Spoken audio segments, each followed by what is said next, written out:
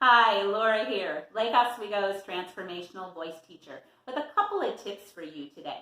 Linking and elongating and sustaining.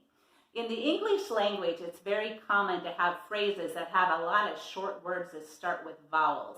Here's an example: up, up, and away. Well, we can be prone to harsh onsets with those words that start with vowel sounds. Up, up, and away. We don't want those harsh onsets.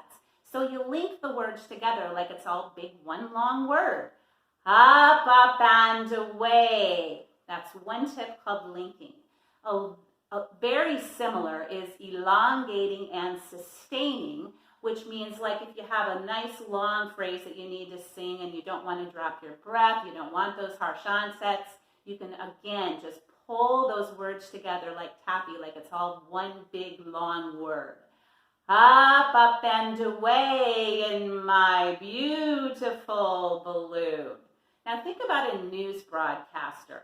When you hear someone with really good vocal technique on the radio, you're not going to hear them like separating out their words, right? I'm here today at KLOS. No, they elongate and sustain. Hi, I'm Laura and I'm here today with KLOS News. Much better sound quality. Hope these tips are helpful. Link, elongate, and sustain. Let me know how it goes at laurahandke.com. And love your voice and voice your love.